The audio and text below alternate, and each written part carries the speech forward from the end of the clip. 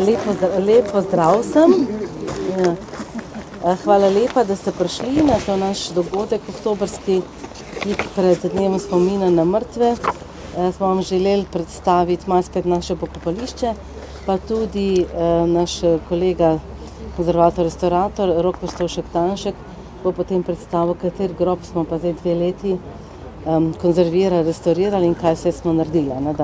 Rok. Ampak najprej pa en tako vod, kje sploh smo, pa zakaj, pa kaj pomeni to pokopališče, pa nekaj problemov, ki jih imamo, smo ugotovili. In pa še eno zanimivo stvar, ki smo jo pa izvedeli v zadnjih časih, bo potem Stanka, tisto pa na koncu. Ena taka pietetna zanimivost, bom rekla. Ne povem kaj, ampak prosim, doktorica Ivanka Počkar. Hvala. Najprej, kje smo, To je zadnji kraj, imenovan tudi Britov iz nemščine, Mirodvor, so tudi Mirodvor rekli, ali pa Božja njiva. Tukaj prav temu pokopališču so pa rekli dolge njive, ker so bile tukaj včasih njive. To ljudje med seboj, seveda uradno je pokopališče Brežice. Sicer pa bi rada najprej za začetek povedala, da to ni prvo pokopališče, to je vsaj 3. v Brežicah.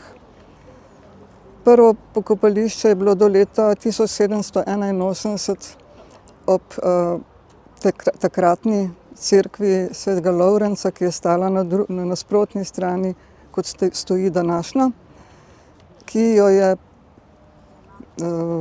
velika poplava, neurje leta 1781 začela spodjedati, odnašala je pa tudi krste in odnesla tako rekoč pokopališče.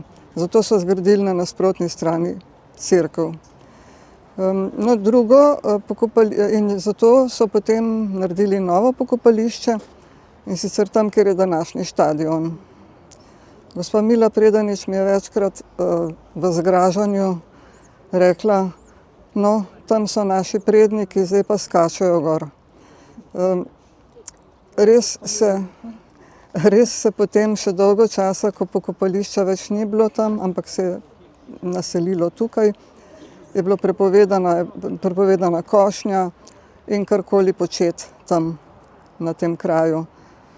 In čeprav je gospod Kote mi dejal, da vse pa ni bilo prepovedano.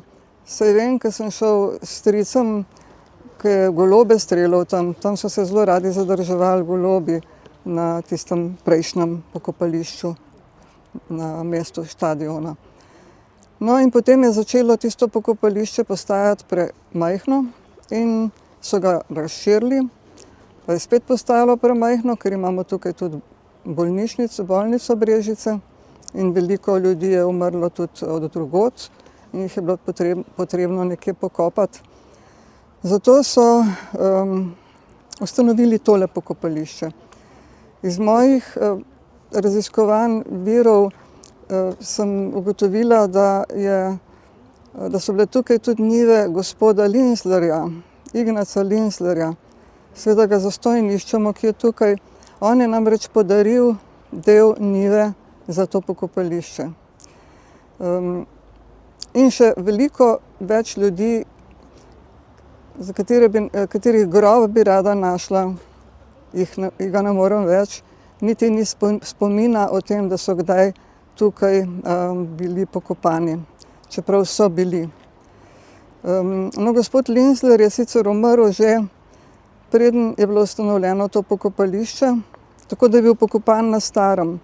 Ampak nasledniki so pa imeli tukaj grob, Samo priimka Linsler tukaj ni, kot še marsikaterega priimka več ne. Najbolj me žalosti, da ne morem najti tukaj priimka Srebre. Srebre je bil prvi slovenski župan v Brežicah in je bil pokopan tukaj, leta 1923. Nihče ne ve, kje. Tudi če vprašam na upravi pokopališča, nimajo takšnih seznamov, da bi se to dalo ugotoviti, oziroma da bi se sploh ugotovilo, kdo je bil ki je pokopan od tistih prvih. Žal tudi Kuštlanovega groba nisem našla. Si veste, Kuštlanova vila. Gospod Kuštlan je imel krasen nagrobni kamen tukaj, nekje tamle, nekje takole, no, že takole. Ker imam fotografijo tega groba, ampak ga je bilo težko spet locirati iz same fotografije pa ozadja. In še marsikdo, ki je izbrisan, bi se reklo, ne. Izbrisan iz, tako rekoč iz spomina, ne, ker če ni nikjer zapisan, potem se tudi spomin zgubi. No, o tem pokopališču je zelo lepo pisala in napisala svojo diplomsko nalogo Mateja Habins. Pred 24 leti je išla na to raziskavo tudi tale knjižica, ki sem jo zdaj znova in znova prebirala in sem ugotavljala, koliko veliko podatkov in kako dobro je narejena. No, se je dobila tudi Prešernovo nagrado za to svoje delo. Sicer se pa ona bolj ukvarja z urejevanjem pokopališča, pa kako so grobove okraševali in kako obiskovali. No in potem pozabila sem še tretje, ne, pokopališče je pa bilo tudi eno majhno pokopališče med Držičevo hišo, če veste, kje je to Držičeva hiša, in sedanjo gimnazijo. Tam en ozek pas, ki sva ga zmerila in tudi je objavljeno, koliko je širok in dolg ta pas. Tam so pa pokopavali frančiškane. Žal, moram reči, kultura res na dnu glede takih zadev, da niti enega znaka ni, da je tam nekdo pokopan, ne. Škoda.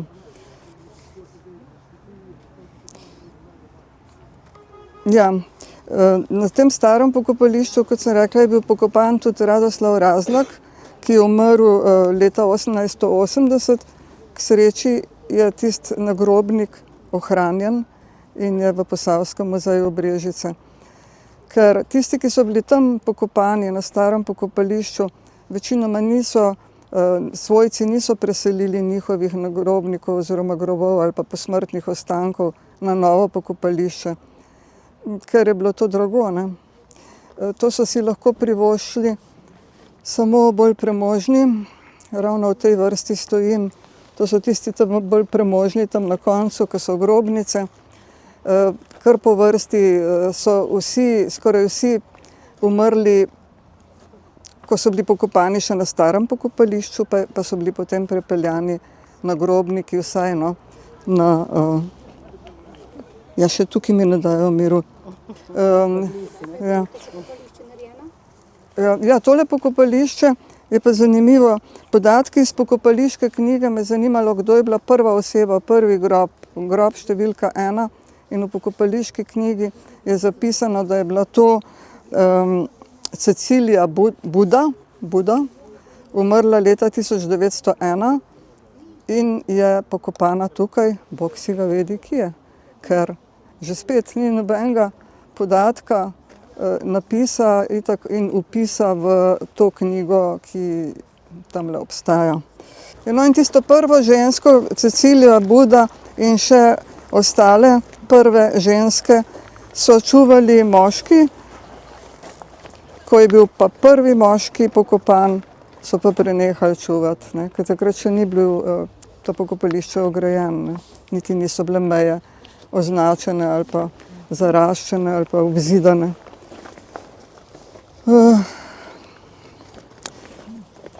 Ker hočemo zmeraj biti vsi prvi, ne, so tudi moji pričevalci, nekaj njih trdilo, da je bila njihova prababica prva pokopana tukaj, ne. Tako da se je pa potem izkazalo, da je bila čisto ena druga prababica. Cecilija Buda z Bizeljskega je bila oskrbnikova žena z Bizeljskega. Mogoče so tukaj samo začasno živeli. Ne. No in pa tudi piše po nemško, ne, v mrliški knjigi. Am dem neue Friedhofe. V Mrliški knjigi je namreč črta in pod tisto črto piše Am dem neuen Friedhofe. Tam se začne novo pokopališče. 10.11. leta 1901 je bila pokopana 38-letna Cecilija Buda, Verwaltersgattin aus Wiesel, iz Bizeljskega, ki je umrla trenutno za možgansko krvavitvijo. Pokopal pa jo ni Mešiček, ki je pokopal največ tukajšnjih mrtvih, ampak kaplan Franz Lom. No in seveda izraz večje ali pa manjše pomembnosti pokojnikov, na to kažejo nagrobniki, grobnice tamle dol in nagrobniki. Poznate verjetno, kako so lepi, ne? In s tem so se pač svojo posebnost in bogatstvo izpričevali na tak način. Tisti, ki so imeli več, so si priskrbeli tudi ugodnejša mesta za grobove. Kaj so to zdaj ugodnejša mesta za grobove? Ja, tako da gledaš proti vzhodu, ne? In tiste grobnice vse gledajo proti vzhodu. Ne? In potem tudi vsi tisti prvi grobovi, ki so bili narejeni na oni strani, so se začeli, so obrnjeni proti vzhodu. No, potem je pa začelo zmanjkovati prostora oziroma zaradi, da bi čim več jih šlo noter, so pa začeli postavljati, tudi nekateri gledajo proti zahodu, vidimo, ne. Pa tudi poti so vmes, ki usmerjajo, ki določajo to, ne. Ne moreš postaviti dva proti zahodu, pa se stikata. No, danes so te grobnice, je zelo zanimivo, tale Ana Grebenc. Ja. To je grobnica, ki jo Posavski muzej restavriral. In sem se skušala pozanimati, kdo to je bil, ne. Da je umrla, ki se že več skoraj ne vidi. Se je pa zgodilo, da se to ne spoštuje. Zakaj, ne? Zato, ker ljudje mislijo, da je to kar njihova last, ne. Že pred drugo svetovno vojno, ko je bilo to cerkvena last, je držalo tako, da se ne sme ničesar spreminjati, ničesar odnašati, niti ničesar prinašati od te opreme na grob, brez dovoljenja župnika, ne, ker je to bilo njihovo. Podobno velja tudi danes, ne. Zdaj, tisti grobovi, ki so v teh razredih, so zaščiteni, varovani. Ampak kljub temu, no, pred tem bi še sem pokazala, kako so včasih te črno-bela, ne, ampak včasih so bili samo križi železni in leseni križi, nič drugega. Pa te grobnice tukaj. In tukaj je eden iz druge svetovne vojne, Hribarjev grob. Nimamo veliko fotografij iz tega časa, da bi prikazovali, kako so izgledali okrasitve in grobi. Ker je tudi strokovno nalogo za strokovni izpit področje konzervatorskega restauratorstva prav delal, ne? Na tem primeru. Tako je. Izvoli. Ja, v bistvu v strokovni nalogi smo zajeli najprej stanje, kakšno je bilo pred posegom in pa pač predviden način prenove oziroma pač kako se bojo stvari izrihtale. Tako da v štartu, ja, tako smo že slišali, v bistvu skala, ne vemo točno, kaj je bila za ena družina. Vemo, da so imeli žago, pa da so bili v lokalne obrtniške posle vpleteni, da so imeli tudi trgovino z raznovrstnim lesom, so imeli tudi dejavnost vpisano, mislim, da smo najdli, ne. To, tako kot tudi v bistvu od te firmi oziroma osebi, ki je ta spomenik izdelala, tudi nismo najdli nekih podatkov, no. Razen da je očitno bila iz Zagreba, kot je napisano, ne? Ampak to je tudi vse, kar v bistvu vemo.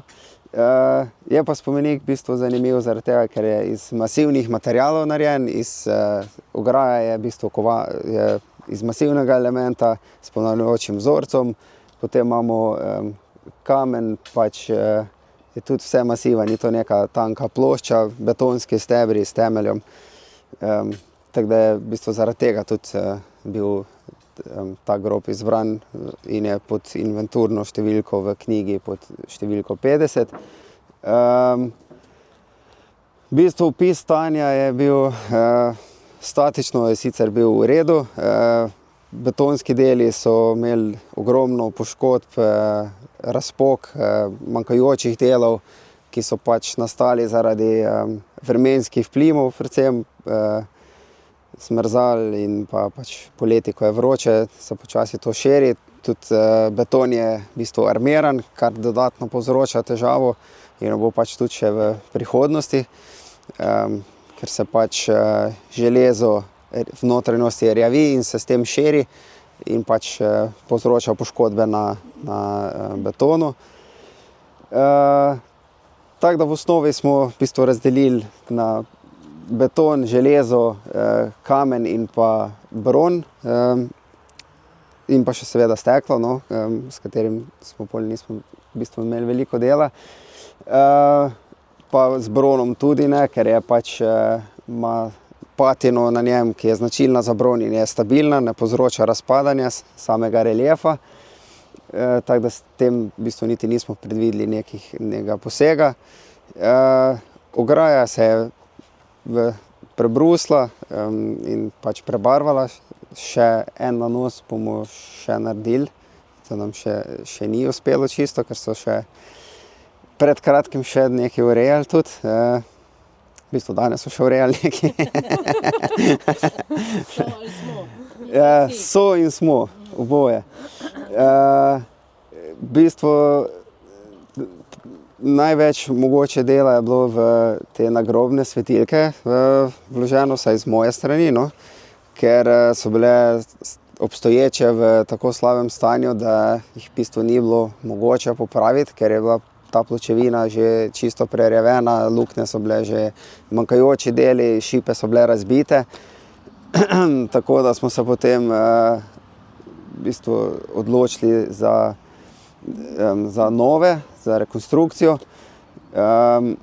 Seveda smo pridobili tudi vsa potrebna soglasja, pač so se strinjali tudi na v bistvu Zavodu za varstvo kulturne dediščine v Novem mestu, no, so pač naš predlog podprli, da se naredijo nove svetilke, stare pa se bojo pač ustrezno shranile. Tako da so svetilke povsem nove, isto so narejene iz enake pločevine, kot so bile stare, stekla so podobna, vse na isti sistem pritrjeno in na isti način obdelave so narejene, se pravi, pač vse so kovičene, ne z nekimi modernimi metodami, s katerimi je bilo to lažje narediti.